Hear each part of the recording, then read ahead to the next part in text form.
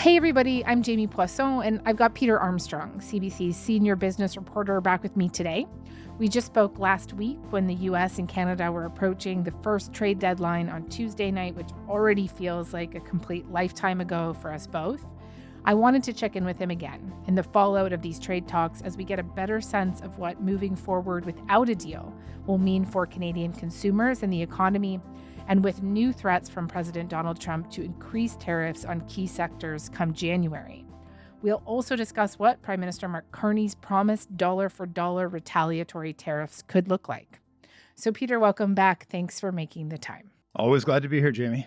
A couple hours before we sat down, U.S. President Donald Trump announced that he is adding more tariffs come January 1st, increasing the current rate on cars, trucks, and steel to 50% from 25%. He posted on Truth Social that, I'm going to read directly from this, Canada has been ripping off the United States of America for years. Trump continuing on saying, build in the U.S., and there are zero tariffs. And then he goes on to say that Canada is among the worst nations in the world to deal with. They feel entitled. And yet, we don't need Canada. They need us. They do. This is really just a further escalation after trade talks broke down Friday night. I want to get to Carney's promised retaliatory measures in a few minutes. But first, what is your reaction to these latest threats? So there's sort of two things to keep in mind about this. One is what we talked about last week, that threat of an escalatory cycle where we do something, they do something, and that sort of becomes this self-fulfilling prophecy, and it feeds off itself, and it's very damaging. But remember, which is the second thing, it's damaging to both sides. One of my favorite economists is Justin Wolfers from the University of Michigan, who is ripping off the fact that they're trying to use sanctions and tariffs on Iran to keep Iran from, doing what it's been doing. And his tweet was, Trump is trying to boost the U.S. economy by making it harder for Americans to trade with the rest of the world. Canada, I think he means there. Mm-hmm. He is also promising to destroy Iran's economy by making it harder for Iranians to trade with the rest of the world. It's that sort of embedded contradiction here, right? And if you think about what he's saying, what Trump is threatening to do to what he calls the Canadian auto industry, well, who would be hurt by that? North American automakers have lost like $110 billion in added costs over the last year and a half because of his tariffs. But the key there is that U.S. exports, American export of cars to Canada, is down 22% in the last year. They've lost $7 billion. And, Canada's the largest export market the U.S. has for its cars. It's bigger than the next 3 or 4 combined. And when you know that a tariff is just a tax, and it's a tax on the Americans that will pay it to the U.S. Treasury, what he's threatening to do, he says, to Canada is actually doing damage, and it is already doing that damage to American manufacturers, American businesses, and American consumers. Yeah. The Prime Minister was speaking in Lévis, Quebec today on Monday. He talked about how these new threats against autos were revealing. And the President is doing what we not just suspected, but we had confirmed through the terms that they were offering. Instead of a quick change to the terms in the automobile industry, they were putting on the table terms that gradually would have that impact, and we wouldn't accept that.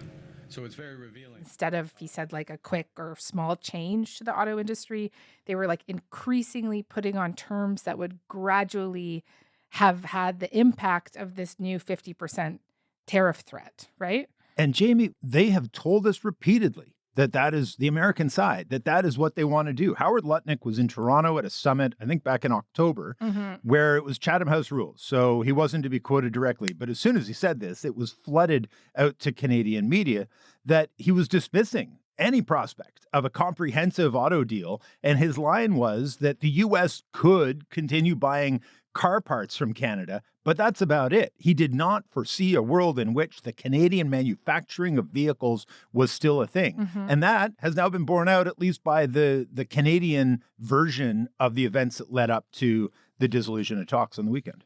I think the answer to this is no, but at this hour that we're talking, which is 2 p.m. Eastern time, have we heard from any of the big auto manufacturers?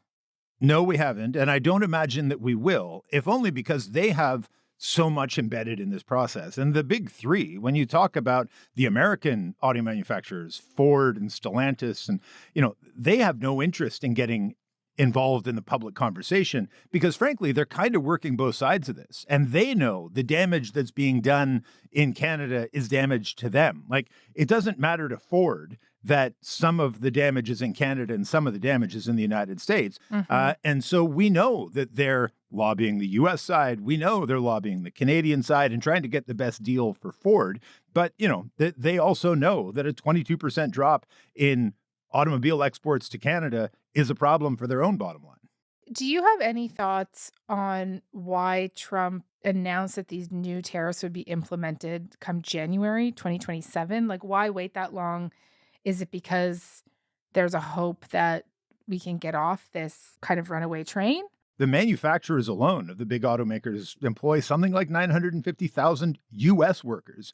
And the whole concept, like for 70 years, go back to the 1960s, since the Auto Pact, we've been building closer and closer alignment where they have what they call just-in-time delivery. And not to get too deep in the weeds, but it means you don't have to pay to store anything anywhere. The stuff just rolls off one assembly line into a truck. It arrives just in time at the next place where they put it onto the engine. They take the engine off the assembly line. It arrives just in time to go into the manufactured vehicle. These parts cross the border between 8 and 12 times on average as they work their way through the completion of a vehicle. And if you start to gum that process up in any real way, all of a sudden, those factories, those plants, those assembly manufacturing facilities simply don't have the parts they need to slot in, so production stops. And so you're sending 950,000 U.S. auto workers home. There's Flavio Volpe was tweeting about this from the Canadian Automotive Parts Manufacturers Association.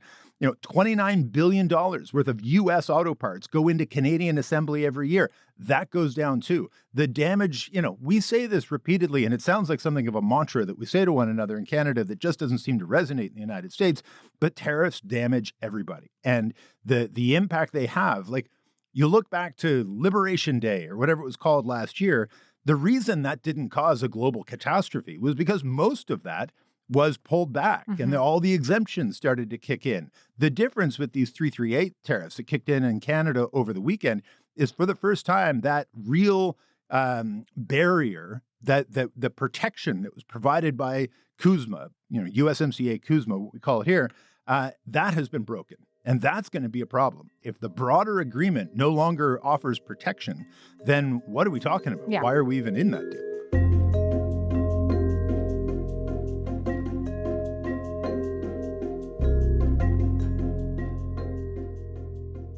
Let's put these new threats, these January threats, we'll call them that right now, aside.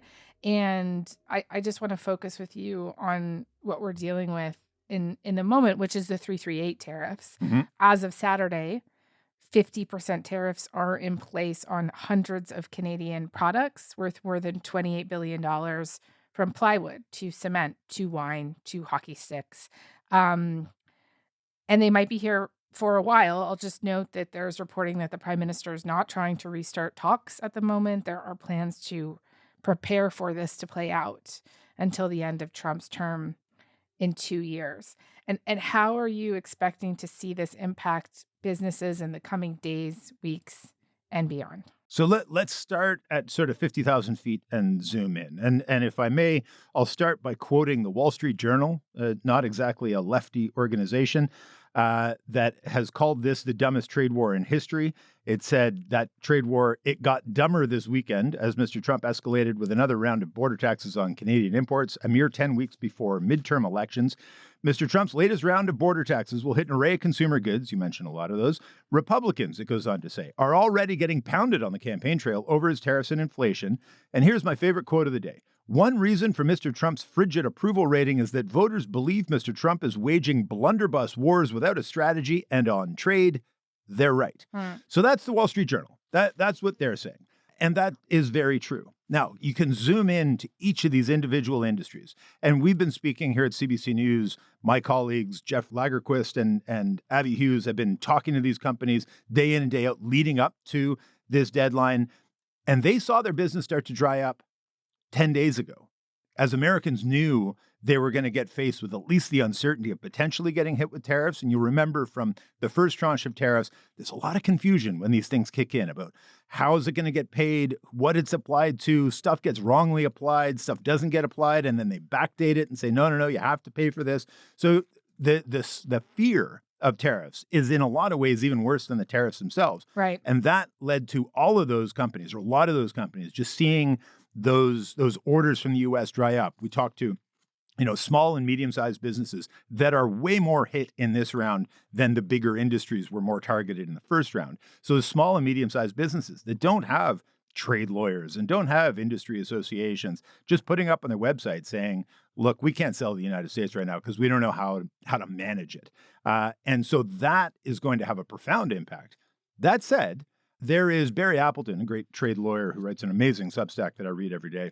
Mm-hmm. He wrote a piece last week, or maybe it was over the weekend, that highlighted that many of the products that are being targeted in this latest tranche of tariffs from the United States are actually products that in different parts of the country we import at an almost equal number from the United States. So, you got somebody who makes something in BC and they ship it down to Washington or Oregon or California, and you've got a company in Upper New York State that sells the same product to Ontario, Quebec, Manitoba, right? And so are there ways that we can start to offset that and, buy the product from BC in Ontario and the product from Ontario in BC and try to offset that and have sort of convoys moving along the highway, maybe subsidized by the feds, to try to facilitate that trade.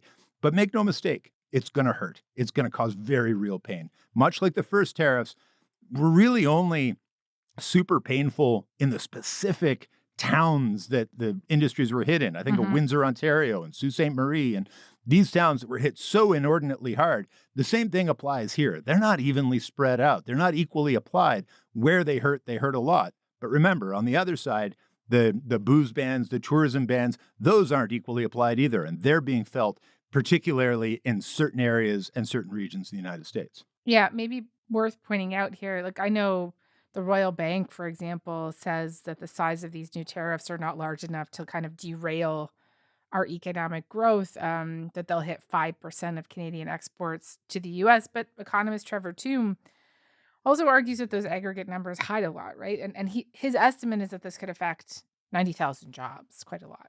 And those weirdly spread out because of just sort of the nature of an integrated economy, spread out a little bit more evenly. Those job losses that Trevor Tombe was talking about, like, for example, Alberta is going to face like 1% of the increase in tariffs, but they might lose as much as 9,000 jobs, according to Trevor's analysis. And we have talked to businesses, Jamie, you've talked to these businesses that say they won't survive, that it's been 15 years of low growth in Canada and the pandemic and then emerging from the pandemic and all of these hard times that we've had. And we have had hard times. Remember, the Canadian economy was weak heading into the trade war, which made us more vulnerable to all of this. And it's been made weaker still by all of these tariffs and all the uncertainty, even more than the tariffs.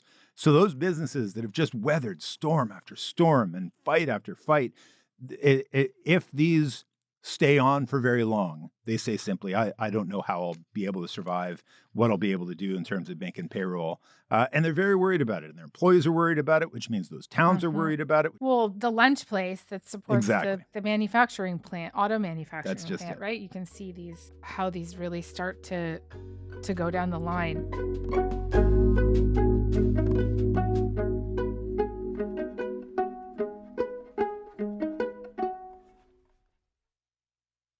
So I imagine, look, like one way to mitigate job loss is through government support here. The Prime Minister said that is coming. We will provide support, and we will do whatever it takes to support these businesses, and we will support these businesses for as long as it takes. In other words, beyond the life of this U.S. administration. Okay, so there's various... What do you know about what the government is considering right now and what it could actually look like? So look, there's still a lot of information to come. We don't know.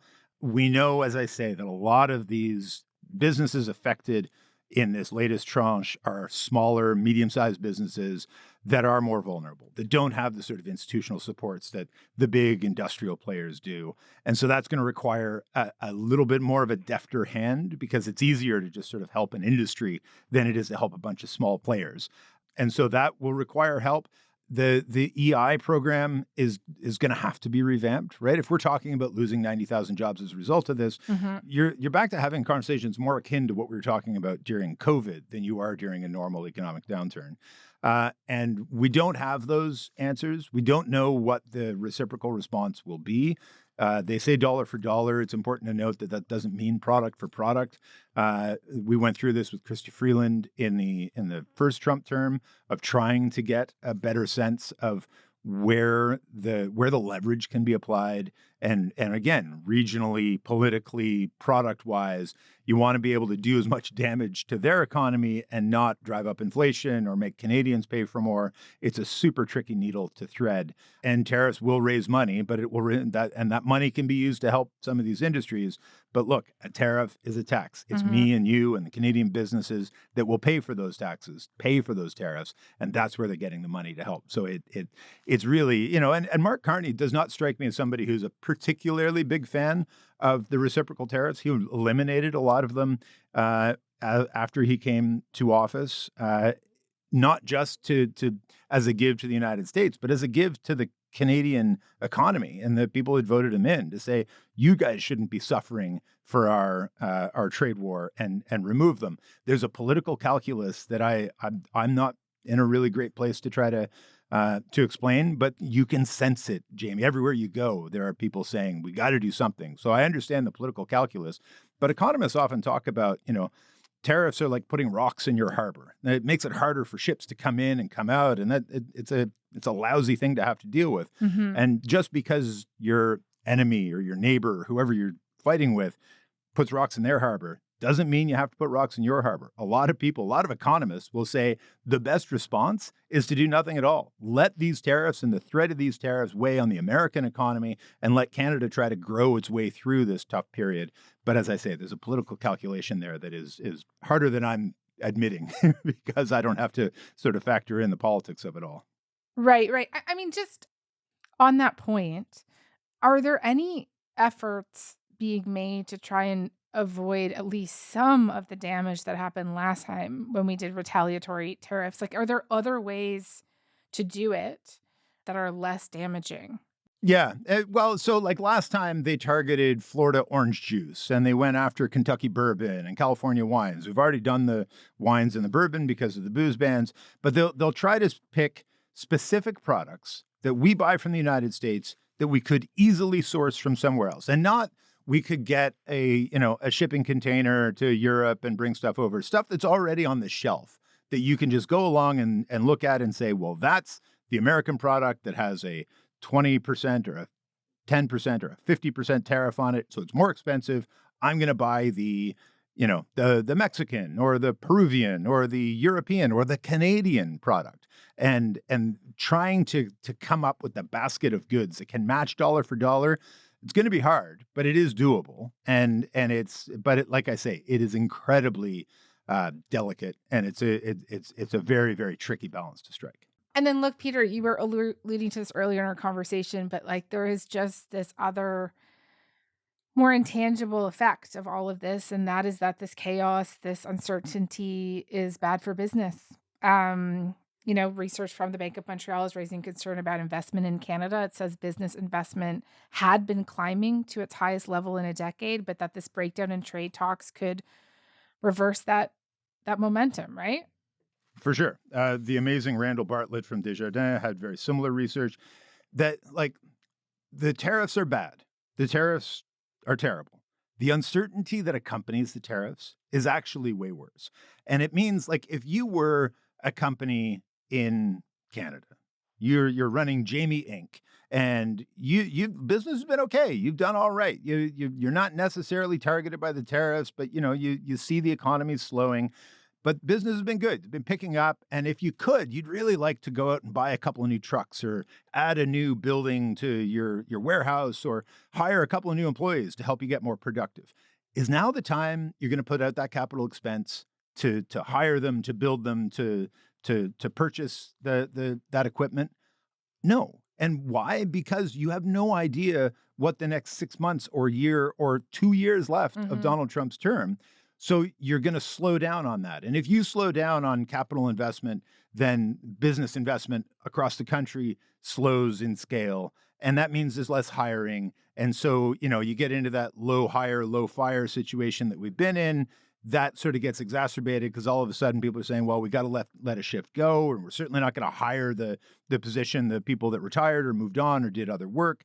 And that's how you really chip away at not a lot of growth to begin with, and how you can get back to almost no growth, perhaps zero growth, perhaps even slip into a recession. Yeah. That's not what the forecast is, to be sure, but the forecast is that if you shave off a half point from where we are, you're back pretty close to the line. So you're back watching for that and worried about it.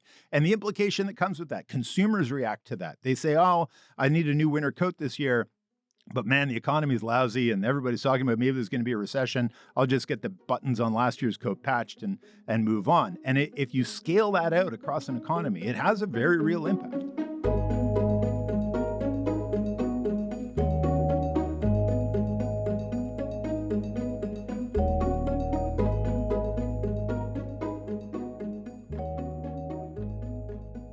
I want to come back to retaliation with you. So we spoke about the retaliatory tariffs, but there are other tools here, right? Just last month, Carney said that he didn't see the value in using Canadian energy exports as a bargaining chip in negotiations with the U.S. But this past weekend, after talking about America's energy dependence on Canada, he said, I don't think they want us to stop sending it. Of course, we heard Doug Ford raising that prospect again today. Could you describe for me what kind of retaliation that would actually look like, starting with what a province like Ontario could do, and how likely you think that is at this point? I'll be honest, I don't think it's likely. You look at oil, potash, fertilizer, and electricity. If we impose export taxes on them, basically you're putting export taxes on the oil industry, on the potash industry, two of the only industries that have actually added to Canadian growth. And especially on the oil side, on the energy side, Canada is just back to, and I don't even know that it's all the way back to, proving to the world that it's a reliable growth of energy and of energy products to the world. Starting to limit what goes abroad makes people say, oh, wait a second, maybe they're not as reliable as we thought. Electricity is the other big one that, Quebec and Ontario and New Brunswick provide an awful lot of electricity to the northern states, provide the electricity that powers their homes. Turning that off would be, or even just making it more expensive, would be a severe escalation. And even just Doug Ford, in threatening it, is raising the ire of the Americans and is adding to that cyclical escalatory situation that we're already in. Well, he can kiss my ass as far as I'm concerned. We're going to go at him full steam. Maybe I have an idea. We'll get Danielle Smith on board so the cars that they're manufacturing won't be able to fill up because we'll be controlling the oil and the gas going down there. And maybe what we should be doing is charging him triple on the oil, triple on the potash, on the uranium, on our metals and our rare earth metals. I mean, just to pick up on the point that it's raising the ire of the Americans, just as we've been talking, Trump posted again on Truth Social, picking up on kind of what Doug Ford's been saying. Lots of bluster from Doug Ford, who is better known as the less charismatic, intelligent, and overall unimpressive brother of the late, great Rob Ford. So you guys aren't going to be best friends. Let's get your reaction to that. Well, I can go back and forth with Trump. I'm not going to. He talked about Governor Carney. He's calling him Governor Carney again, and Flunky Ford. They will not be allowed to keep taking advantage of the United States, and that these clowns need to fall in line. So and points out in that, if I might just jump in, that much of the electricity, oil, and gas that Canada gets is transported through the USA. Yeah, which is true. all of the Enbridge main line dips down through south of the Great Lakes and through Michigan before coming back up in the United States. Everybody for generations has flagged that as like, why did we do that? Wouldn't it be better to put it over the top and keep it all in Canada? And isn't that something of a security risk? But the situation with the United States really, until the last 2 years, was such that the people who said that was a real security risk were not taken seriously. Well, it is a serious risk now. President taking very specific aim at you in deeply personal ways. Good. Well, also, why is that good? Well, good. He can, something. I've been in this game a lot longer than he has. I got skin on me like an alligator. And you think an insult from him hurts me? Well, bring it on, buddy. I'm ready. Bring it on. You know something? I've dealt with guys like you my whole life. And guess what? Y'all become losers because you're a loser. And just, Peter, that you have the president of the United States, a country that we used to be very close allies and friends with, essentially relishing in us, I don't know, not doing well. Although I should say it's not true that our unemployment rate is at 10%. And essentially, bragging that we're not doing well because they're taking our businesses and jobs, and that they're getting all of this benefit at our great expense. Yeah. And, Jamie, you and I both spent a bit of time working out of the Washington Bureau this summer and speaking with American sources and American businesses and American friends. And I was struck when I was down there. I was down there in July around the Canada Day deadline for the extension of CUSMA. And then the 4th of July, and was out with, American friends. And I was really reminded how much I like Americans and how we'll find our way through this. Stuff like this will make that notion of we'll find our way through this a lot harder. And even if 2 years from now, Trump is out of office and somebody else is president, I don't think that next administration is going back to Ronald Reagan or Clinton or Obama. I think the focus on America first is one that is not going away. And I think the white-hot, ferocious anger in Canada at the disrespect, at the 51st state nonsense, and at this Governor Carney business and all of that, I think that will have very clear and very lasting damage. And I think this only deepens. I talked about 22% fewer cars sold from the United States to Canada last year to the tune of $7 billion. Is there a world in which Canadians will say, "Oh yeah, I'll just buy a Ford F-150. It'll be fine"? Is there a world in which they say, "Actually, no, the Silverado is made in Canada. I'll buy that instead"? I think so, and I think the damage that's done from this kind of rhetoric, I don't even know what the word is for it, is very damaging and very serious, and will take a very long time to sort its way out. Yeah, I mean, it's funny you say that. I was out somewhere the other night and people were just like Googling where their cars were made. Yeah. Just, out of curiosity. To end this conversation, we talked about whether we could even say that we are legitimately in CUSMA right now. Are the people that you're talking to legitimately worried that the entire agreement could collapse? And if so, just talk to me a little bit about what kind of impact that would be. I don't think so, but you certainly can't say that's impossible at this stage, because look at what's happening that we would have previously said is impossible.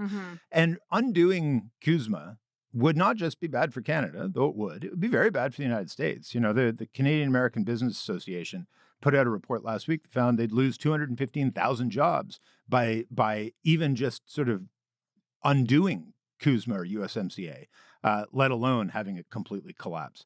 You will need some kind of an agreement to govern whatever trade is left, and there's still going to be trade. We are too close in geography to say we're never going to trade with these people again. That's just not in the cards. And that's why I think everybody is so flummoxed by how aggrieved and personal and petty this is getting. Because at the end of the day, both countries benefit from this. Businesses in both countries are the beneficiaries of this. Workers in both countries are better off when the trade is easy rather than hard. And eventually, I think we get back on track. But boy, we're in a bad spot right now. Okay, Peter, thanks for this. We'll talk again soon. Thank you. Cheers.